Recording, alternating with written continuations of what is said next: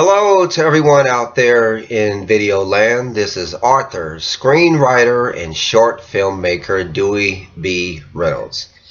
Now in this video, I'm going to be talking about gangsters. Past, present, and who knows, maybe even future. Well, I must say that we went to the movies and saw stories about the mob. We read books about the mob. We've seen documentaries about the mob. Now, a lot of people want to know, what is America's fascination with the mob? Well, it's been said that these guys have their own type of lifestyle. Many people believe that the reason why so many people are fascinated with the mob is because they live by their own rules. They don't live within the rules of society. And gangsters pretty much have their own establishment. They operate their own government per se, yes. So we think of gangsters like Meyer Lansky, Charlie Luciano, Albert Anastasia, Vito Genovese, Tommy Lucchese, Joseph Bonanno, Joseph Colombo, Paul Castellano, John Gotti, Angelo Ruggiero. We think of Anthony Accardo. We think of Joey Aiuppa. We think of Nick Savella right here in Kansas City. We think of his brother Cork Savella. We think of Tony Ripe Savella. We think of Willie Comisano, Joe Spiro, Nick Spiro. We think of a lot of gangsters. We think of John Gotti's brothers, Peter Gotti and Gene Gotti. Yes, John Gotti's brother, Gene Gotti. We think of Paul Castellano's top captain, Tommy Bellotti.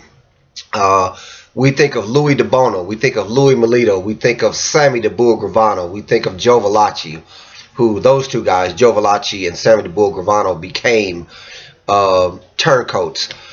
When we think of movies about the mafia and gangsters, we think of one movie that tops them all. That's kind of like the epitome, the premiere of all movies, which is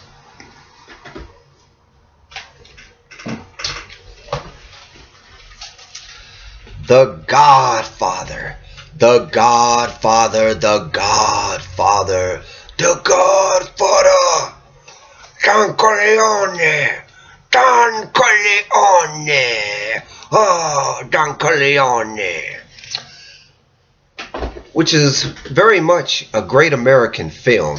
Marlon Brando, Al Pacino, Robert De Niro, Robert Duvall, the one that played Kay Adams, Diane Keaton, yes.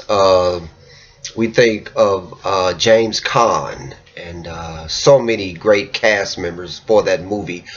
We love that movie. We love Francis Ford Coppola for really giving us that movie, and Mario Puzo, the author, for giving us that movie. We saw so many different facets of the mafia. We learned about the capo regimes. We learned about the soldiers. We learned about the 5 families of New York. We learned about so many people involved in organized crime. We learned about corrupt police captains. We learned about corrupt judges. We learned about so many different things that deals with the mafia. Now, this is another great book that was written on the mafia called The Outfit by Gus Russo, which talks about the Chicago Mafia. And when we think of the Chicago Mafia, we think of Anthony Accardo, we think of Frank Nitti, we think of Al Capone, we think of Rocco Infelice, we think of Joey the Clown Lombardo, we think of Joey Aiuppa, we think of so many different people involved with the mafia, you know, in that Chicago area, which was probably one of the most brutal, monolithic mafias that existed.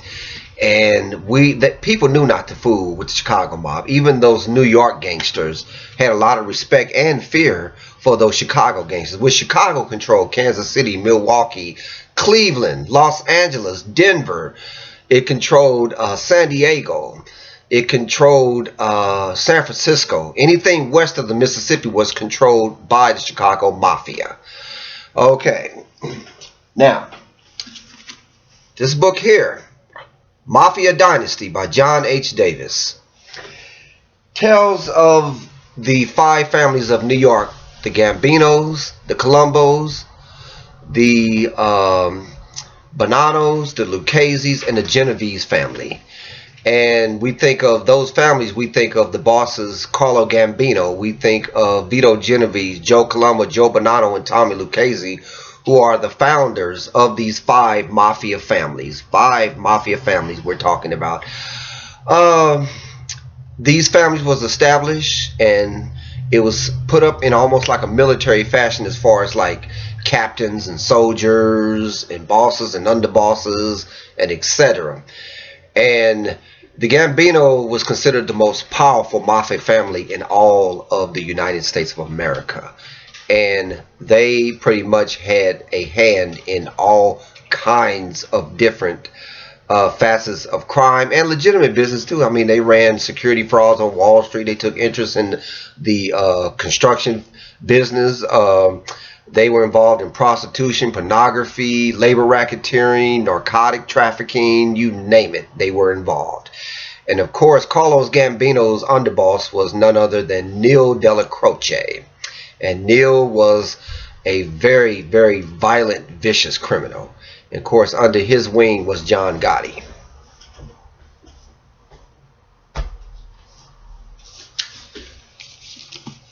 Casino by Nicholas Pileggi, who wrote Wise Guys, in which they did the movie Goodfellas after. Very good book too. Love the book Casino. And it talked about, Casino dealt with Chicago control over Las Vegas. And Kansas City was involved, so was Milwaukee and Cleveland, just the Midwestern mob guys, and their dominance and control over Las Vegas and the casinos out there, and how they were skimming profits for them casinos, and was able to do that for years and skim millions and millions of dollars, in which a lot of those casinos was built with Teamster money. I mean, under the Teamsters Fund. Teamsters Pension Fund was a $1 billion plus fund that was used to put up a lot of those casinos in Las Vegas. Now, another thing I would like to talk about is the New Orleans crime family. Now, this book, Mafia Kingfish, about Carlos Marcello's possible involvement in the John F. Kennedy assassination.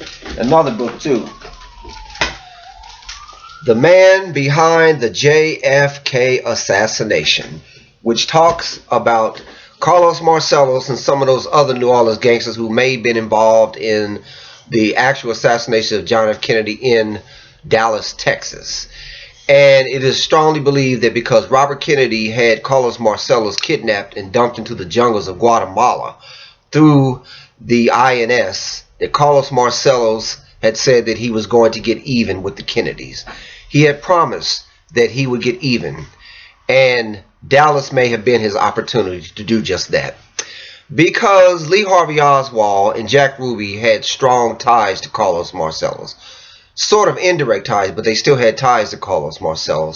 And Carlos Marcello's henchmen and underboss, Nafio Pecora and Joseph Pareto, were men who may have helped set up that assassination. So it's strongly believed that the Kennedy assassination was set up in Dallas. I mean, it was set up in New Orleans, excuse me. It was set up in New Orleans. That was the plotting point, or the main scheming place to get ready to set up that assassination.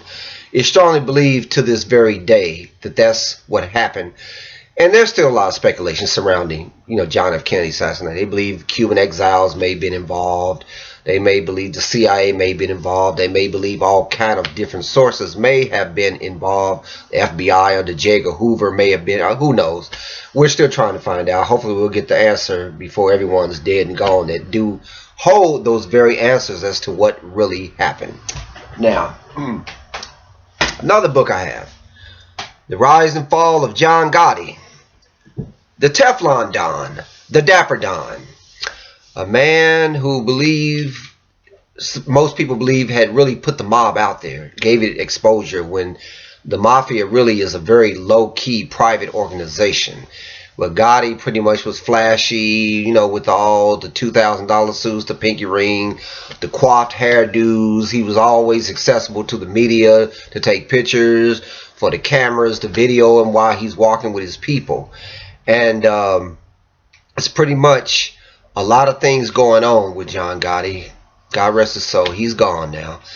And those who came behind him in the Gambino family, which they said John Gotti pretty much half destroyed the mob because of his flashy style.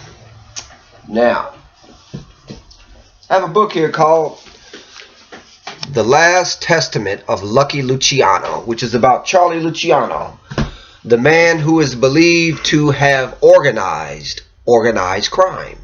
The man who believes established the commission, which was the meeting body of all the bosses there in New York and beyond, and other bosses in other crime families like Nick Savella of Kansas City, Frank Ballestri of Milwaukee, Joy Upa Chicago, Carlos Marcellos of New Orleans, Santo Trafficante of Tampa, Florida, Joe Savello of Dallas, and etc. of these different crimes. And then Angelo Bruno of Philadelphia all could sit on the commission because they were the bosses. They were the bosses of their crime families in their designated cities. So yeah, that pretty much explained how the commission body worked. The gangsters of high standing would meet together to settle disputes, to minimize bloodshed, to make more money, how to maximize their profits in whatever enterprise, whether it was legal or illegal, that they were in. Okay.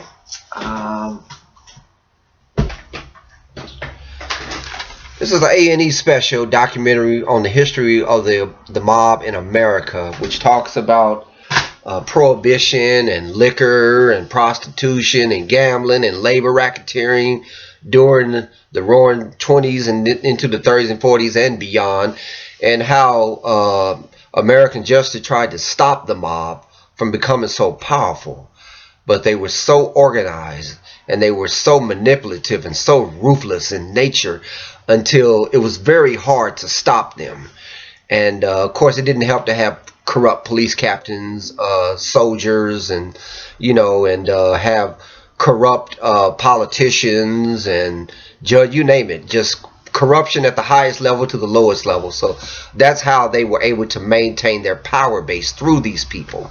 And let's see, the movie Bugsy, which is about the flashy, flamboyant playboy mobster named Benjamin Bugsy Siegel, the man who is credited for helping to establish Las Vegas.